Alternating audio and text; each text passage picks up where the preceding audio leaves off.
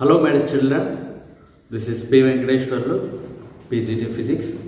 Yesterday, we have discussed at last universal law of gravitation. Universal law of gravitation or Newton laws of gravitation. Okay, so we know that the force of attraction between two mass bodies is directly proportional to product of their masses and inversely proportional to square root of the distance between them. So finally we can get the expression what F is equal to G m1 m2 by r square. Okay, understand? So this we can say universal law of gravitation or Newton law of gravitation. Okay, understand, my children? So coming to next principle of superposition. Okay, what's that? Principle of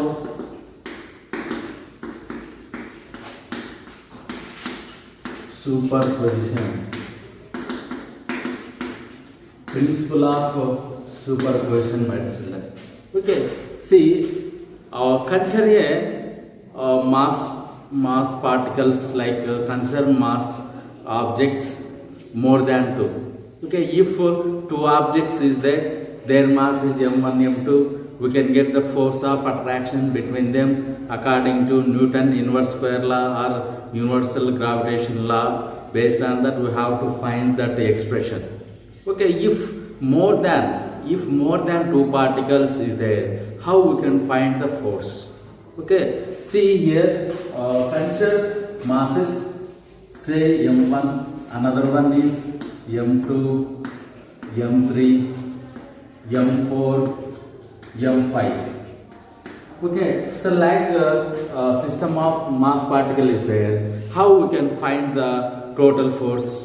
Say yes, by using principle of superposition, my children. By using principle of superposition. Okay, so now we have to find the distance between them. First R12, R13, R14, R15. Okay, understand, my children? So then the force of attraction between them, it is say F12 like that, F13 like that, F14 like that, F15. Understand? So between two mass particles, F12 like that and so on like that. See here how we can find the total force. So according to principle of superposition statement, okay, the total force are the net force acting on m1 due to individual masses. It is defined as F bar is equal to the net force acting on the mass body m due to different mass particles is given the vector sum of all forces. The vector sum of all forces due to first mass is called principle of superposition. Say, so this vector, the net force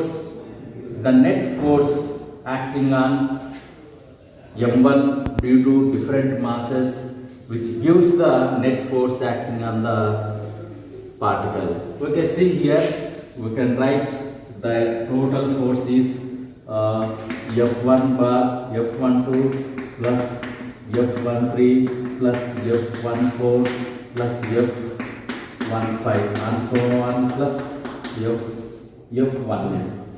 Understand? So what is F12? F12 is equal to G into m1 m2 divided by r12 whole square. Okay, understand?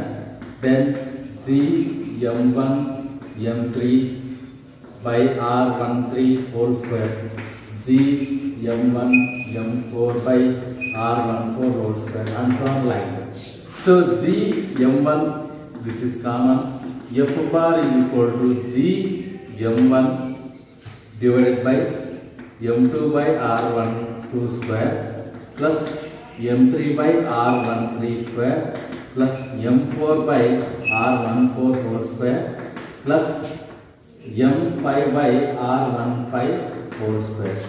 Okay, understand? So this gives the principle of superposition. Principle of superposition. Okay, understand my children? Okay, so this we can say principle of superposition. So the radius vector or the position vector if r12 cap is there. Okay, so if we can rewrite this one is minus r21 like that. Okay, this is radius vector or position vector. Understand? So what is the statement, my children? Yes, my children. See here, we can have system of particles like this. So how we can find the net force acting on the mass due to individual masses? Okay, so according to principle of superposition, the net force acting on the mass m1 due to different masses is the vector sum of individual forces due to m1 mass. Okay, like F bar is equal to F12 plus F13 plus F14 plus F15 and so on F1n. Okay, understand my children? Yes. Next, we can say that is Cavendish's experiment. Universal gravitational constant.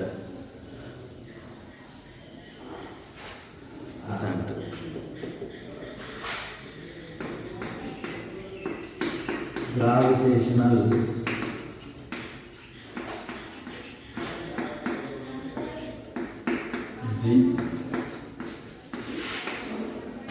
universal gravitational constant medicine. Okay, see here from the relation from the Newton law of gravitation or universal law of gravitation, we can get some expression. In that new quantity we can observe, that is capital G. Okay, we can say that is gravitational constant. Okay, we know that that value is 6.67 into 10 power minus 11 Newton meter square per kilogram square. Okay, how we can get that value? Okay, see, based on that Cavendish experiment. Okay, so Cavendish is a scientist.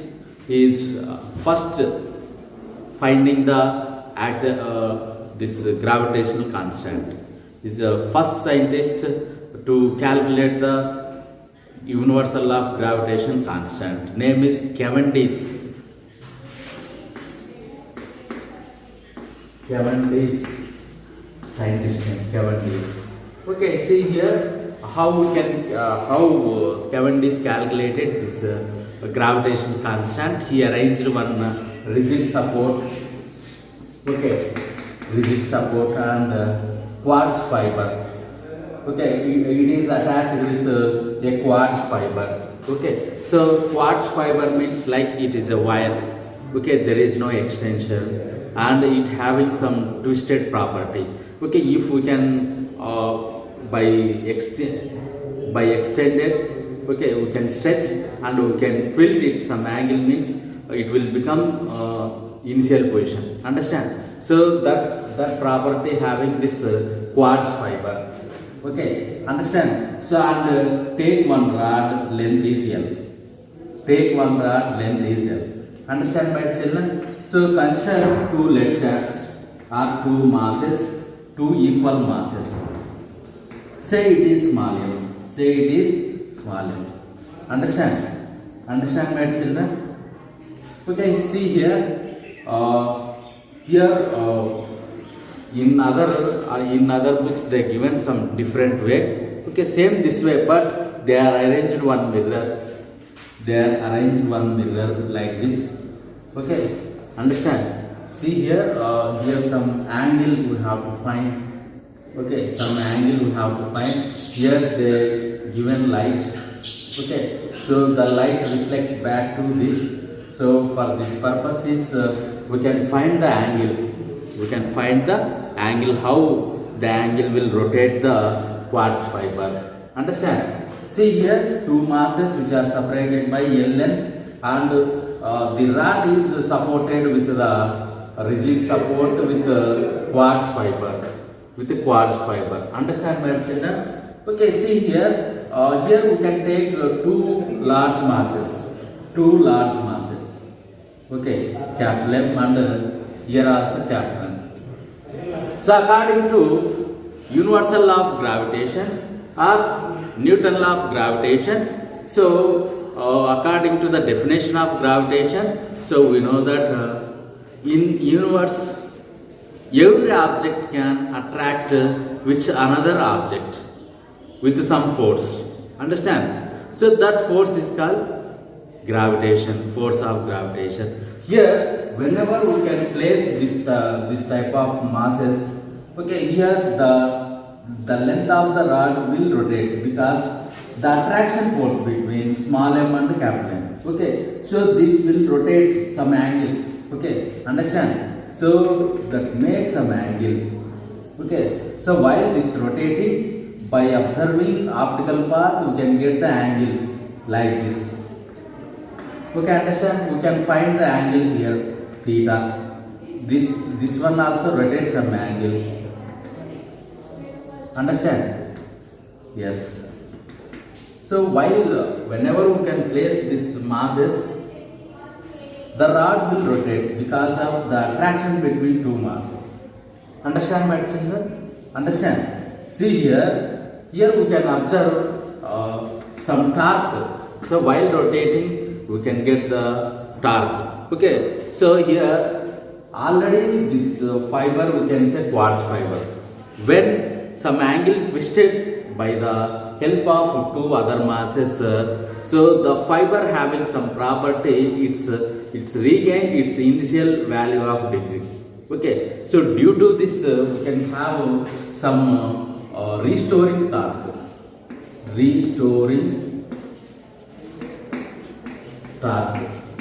which is equal to, restoring torque is equal to gravitational torque. Initially the rod which makes some angle due to that gravitational torque,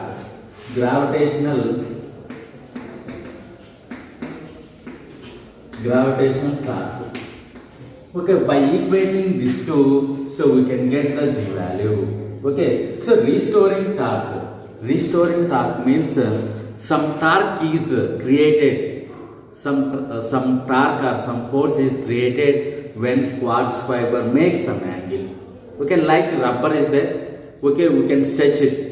After that what happen? We can leave it means the rubber which regain its position.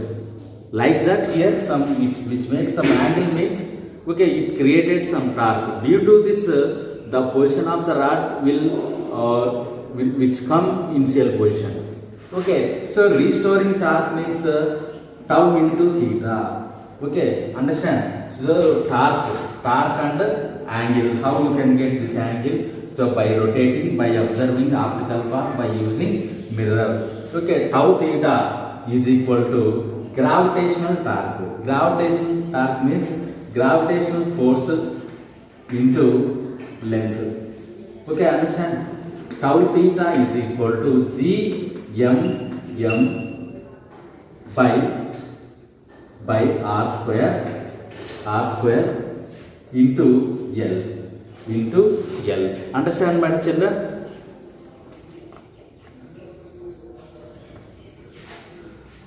Into L, okay. Here we can find G by separating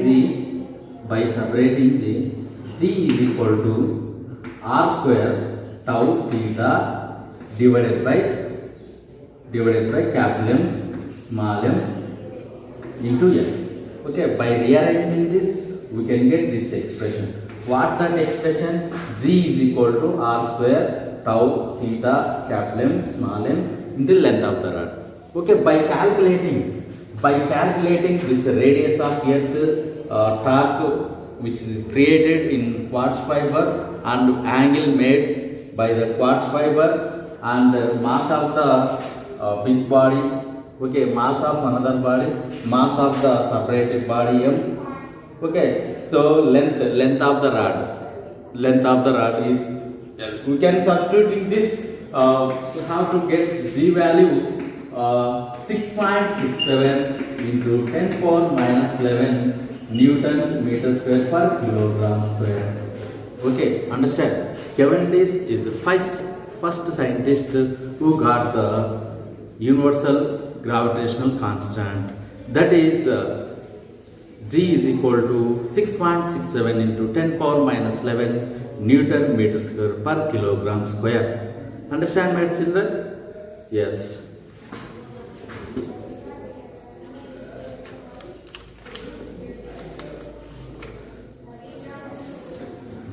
Next, acceleration due to gravity. Acceleration due to gravity.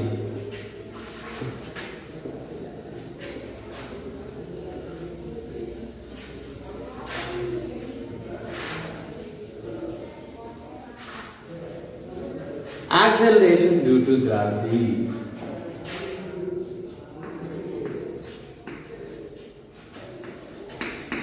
Acceleration due to gravity. G. Okay, before going to that acceleration due to gravity, okay, we would have to discuss about acceleration and acceleration due to gravity. A and G. A and G. Okay, see here, what is A? Acceleration. Acceleration, we have to define the rate of change of velocity. Rate of change of velocity. A is equal to v by t.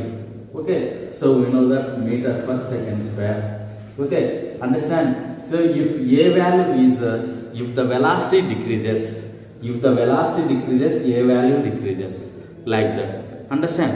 So simple, which we can get in linear motion, uniform and non-uniform motion. So if the object moves horizontally, you can get the acceleration, which is defined as the rate of change of velocity. Here, what is G? Acceleration due to gravity. Acceleration due to gravity here. Acceleration due to gravity means the gravitational force acting per unit mass. The gravitational force acting per unit mass. Okay, understand, my children? Yes. F by m. Okay, so we know that F is equal to G m by r square into m gets cancelled. Gm by r square. Okay, this value G is equal to Gm by r square. Or we can get F is equal to mg. Then G is equal to F by m. Okay, both expression we can have same one. Okay, but here SI unit meter per second square. The SI unit of acceleration and acceleration due to gravity is same, but the definition will be different. Understand, my children? Yes. Okay, actually, my children, so the acceleration due to gravity, acceleration due to gravity above the earth surface and acceleration due to gravity below the earth surface, the value will changes. My children. This topic is removed or deleted in this year. Okay, so that's why I give simple expression. Okay, understand, which is important for other competitive exams. See, my children, coming to this acceleration due to gravitation. So what is the definition? Already I said, acceleration due to gravity, which is defined as gravitational force acting per unit mass. Gravitational force acting per unit mass. Understand? So finally we can get the expression Gm by r square by m. Understand? So we know that Fg is equal to Gm divided by r square. So by using this we can get the relation Gm by r square. Okay, finally acceleration due to gravity Gm by r square. Okay, see here G is constant 6.67 into 10 power minus 11. So m is the mass of the earth. Mass of the earth, and r is radius of the earth. Radius of the earth. By substituting these values, we can get g value 9.8 meter per second square. Understand?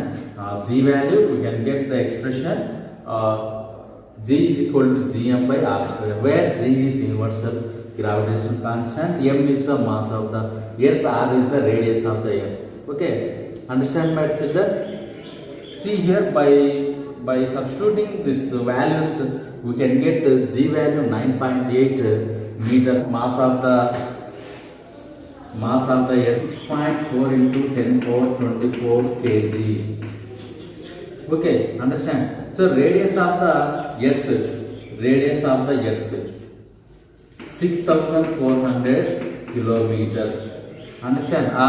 Or 6.4 into 10 power 6 meters.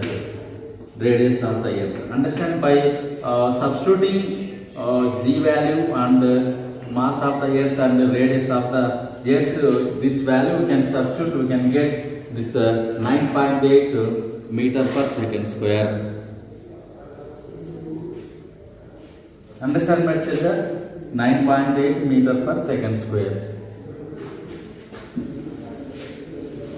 Next, acceleration due to gravity above the earth's surface and below the earth's surfaces. Acceleration due to gravity, g above earth's surface.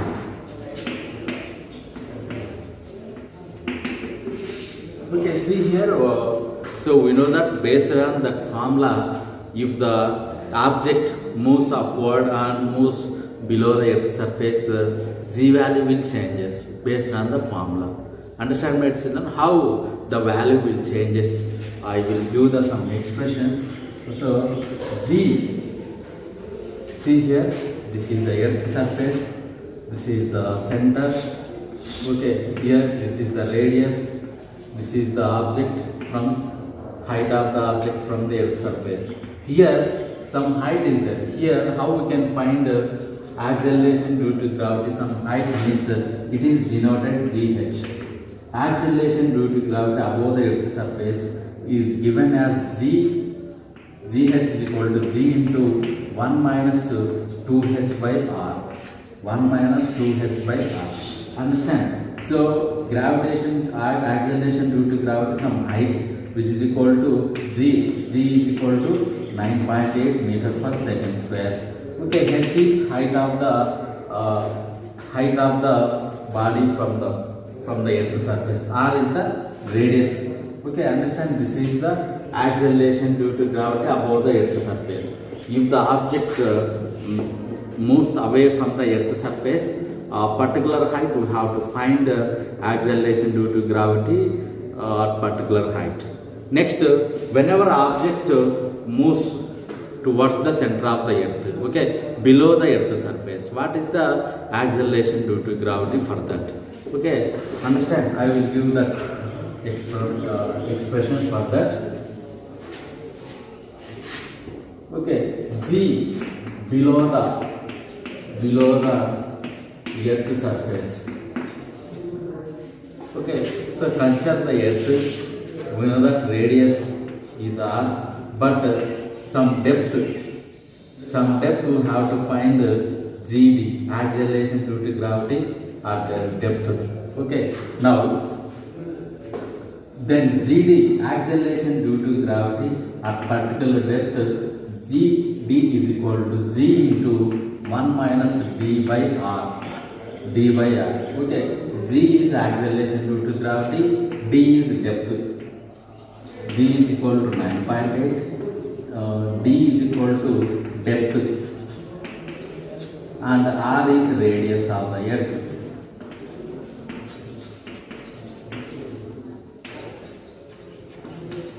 Understand my children?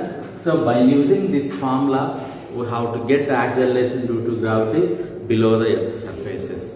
We know that, be careful, based on the expression, if object moves upward and if the object moves downward of the earth, so acceleration due to gravity will changes. Okay, g is equal to 9.8 will changes. If the object we can take on the earth surface, g value is 9.8. Above and below, g value decreases. Understand, my children?